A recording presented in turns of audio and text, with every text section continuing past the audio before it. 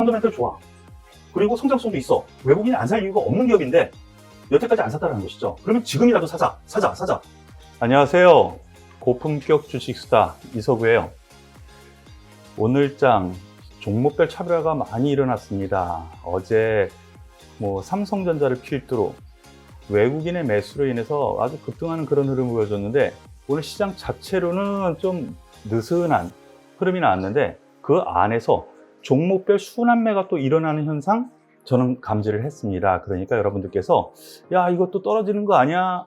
또 잠 못 이루는 밤이 되지 않도록 그렇게 생각하셨으면 좋겠습니다. 피디님, 오늘은 뭐에 대해서 좀 알아볼까요? 네, 대표님, 오늘 눈에 띄는 종목이 현대차 상승이더라고요. 현대차 왜 이렇게 올랐을까요? 왜 올랐느냐? 이거 표면적으로 그리고 직접적으로 생각을 하면은요, 외국인 그리고 기관이 매수했기 때문에 이만큼 올라왔다고 생각하면 돼요. 실질적으로 어제 삼성전자가 올라갔는데 불구하고 현대차는 고점에서 좀 밀리면서 끝났거든요. 그래서 얘는 왜 못 갈까? 많은 의문을 가지셨을 것 같아요. 그런데 오늘 또 쭉 올라가면서 삼성전자는 쉬는데 이 종목은 올라갔단 말이죠.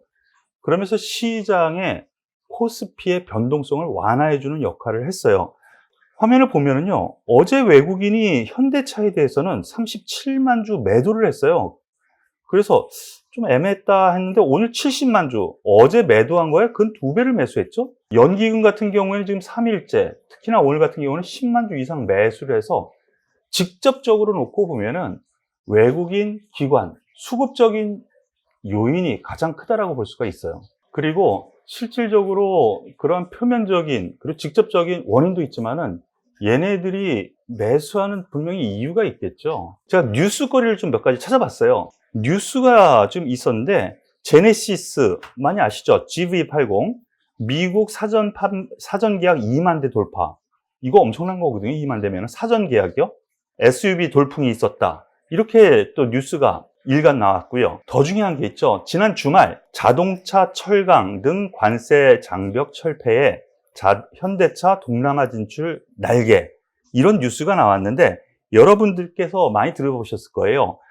RCEP라고 해서 이 아시아권역을 중국을 중심으로 무역 자유화를 하겠다, FTA를 실질적으로 하겠다라는 부분이 있죠. 그런데 일본 자동차 회사가 동남아를 석권하고 있다는 거 제가 예전에 많이 말씀을 드렸어요. 올해 들어서 베트남 비롯해가지고 태국, 현대차의 점유율이 점점 높아지는 거, 바로 이러한 부분까지 엮여서 생각을 하면은 상당히 긍정적인 요인이 우리나라 차에 나올 수 있다라는 부분이에요. RCEP, 역내 포괄적 경제 동반자 협정. 너무 길다.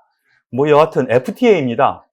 우리나라를 포함한 FTA, 아시아권의 FTA인데 관세 철폐 현황 해가지고 나오는데, 자동차가 제일 서쪽가에 꼽아요. 화물차 같은 경우는 40%, 승용차 30%, 그 이외에 자동차 부품까지도 지금 수혜를 받거든요. 이렇게 뉴스에서도 찾을 수 있는 것이, 향후 이것이 협정이 도장을 쾅 찍고 나서 실효가 된다라면은 실질적인 수혜가 현대차에 있을 것이다 라는 부분이죠. 여기에는 기아차도 분명히 있는데, 기아차 같은 경우 현대차 자회사 정도로 생각을 하셔도 되니까 같은 맥락으로 생각하면 수혜는 분명히 같이 받을 것이라고 생각이 됩니다.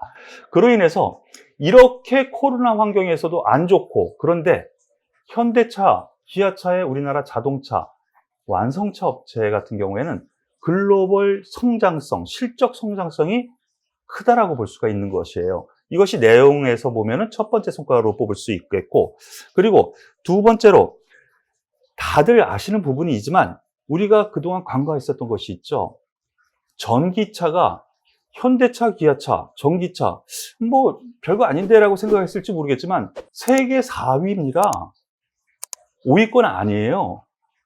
그렇게 놓고 보면은 성장성이 전기차, 간밤에 S&P 500에 테슬라가 들어간다라고 해가지고 급등했는데, 같은 맥락으로 전기차가 움직이면 현대차도 같이 움직일 수 있다라는 부분, 그리고 또 누구도 갖지 못한 장점이 있죠. 수소차. 현대차의 최대 장점이죠. 수소차, 실제로 대형 트럭 같은 경우는 실제로 수출을 하고 있고요. 승용차도 수출을 하고 있다는 말이죠. 이러한 성장성 있는 전기차와 수소차, 여기에 또 기반을 둔다라면은, 그래, 펀더멘털 좋아.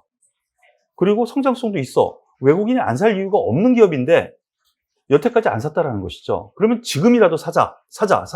이제 달릴 수 있는 여건이 되지 않았나라는 생각이 들어요. 그리고 장기적으로요, 최근 놓고 보면은, 지난 봄, 여름에 있었던 급등 이후 옆으로 세워져 있는 주가, 장기간 소외가 되었었어요. 삼성전자 대비해서는 현대차가 싸 보이네? 외국인 입장에서 저평가 요인도 한몫했다라는 부분이에요.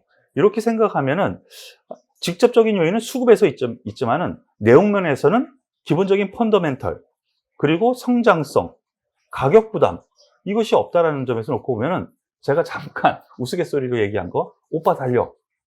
예, 가능하지 않을까라는 생각이에요. 네, 제일 중요한 게 현대차 이제 투자를 어떻게 해야 할까요? 어디서 사야 되느냐, 얼마에 네, 사야 되느냐 이거죠? 맞죠. 이서구의 주식수사 첫 시간인가요? 두 번째 시간인가에서 현대차 집중적으로 말씀을 드려서 얼마에 사면 어떻습니까? 제가 생각하기에 이 종목 20만 원 후딱 넘어가서 40만 원, 50만 원? 뭐 가능도 할 수 있지 않겠습니까? 라고 했는데요. 지금도 같은 맥락으로 말씀을 드리고 싶어요. 미세한 부분은 저희 무료 문자 회원께 그런 부분에서는 문자를 드리거든요. 여기 옆에 무료 문자 회원가입 신청 전화번호가 있으니까 여기로 문자를 주시면 저희가 문자를 드리니까요. 참여 바라겠고요. 차트 보면은요. 이전 프로에서 같이 하셨던 우리 가족 여러분들은 아실 거예요. 여기 10만 원에서 안 사겠습니다. 92,000원까지 기다리겠습니다. 근데 92,000원 아래까지 와서 매수 찬스 줬었죠. 여기서 매수. 저희 회원도 같이 매수를 말씀을 드렸었고, 아직까지 가지고 있습니다. 아직 판 적 없습니다. 그리고 바로 이 부분에서도 10만 원 아래에서는 매수입니다. 그리고 12만 원 계속 매수를 부르셨고요. 여태까지 매도를 얘기한 적이 없어요. 앞서 얘기 드렸던 것처럼 석 달 정도 옆으로 이렇게 횡보를 하다 보니까 너무 지겨웠죠. 그렇기 때문에 제가 바로 앞에 말씀드렸었던 장기간 소외를 했기 때문에 최근에 이렇게 올라갔었던 삼성전자 대비해서는 싸게 보인다는 것이죠. 주요 주체, 외국인, 기관, 특히 연기금 같은 경우에는.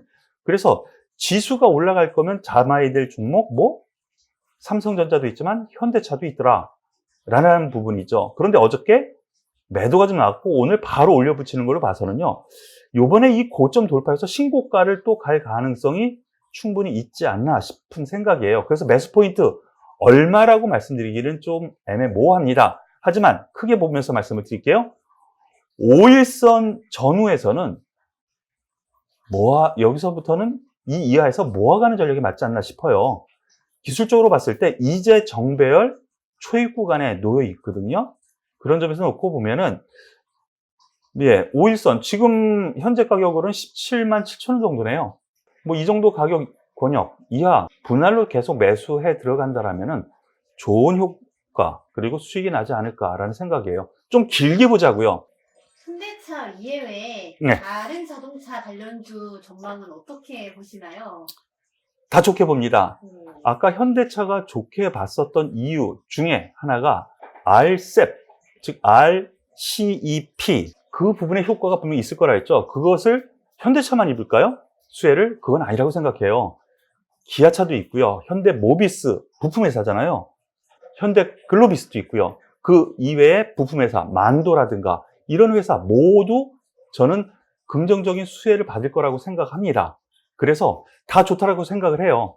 하지만은 앞서 세 가지 제가 이유를 말씀을 드렸었죠. 수소경제도 말씀을 드렸고 장기간 소외라든가 뭐 이러한 점에서 놓고 보면은 지금 시점에서는 현대차가 가장 첫 번째 손가락으로 꼽고 그 이외에 기아차, 만도, 현대글로비스 뭐 이런 종목들 같은 경우 역시 같은 맥락으로 좋게 보고 뭐 5일선 정도 혹은 21선 이렇게 분할로 매수하는 전략 여전히 유지해도 되겠다라고 생각을 하니까 참고 바랍니다.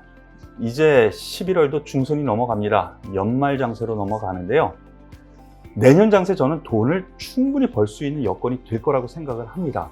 그 이유는 이 코로나 환경이 넘어가는 시점에서는 우리나라를 비롯한 중국, 이 동남아 수출국의 최대 수혜를 받을 거라고 생각을 하거든요. 그렇기 때문에 잠시 흔들림이 있을 수 있겠지만은 여러분들께서 뭐 지금 당장 흔들리지 말고 조그만 용기를 가지시면 큰 수익을 얻을 수 있으니까 기운들 내시기 바라겠습니다.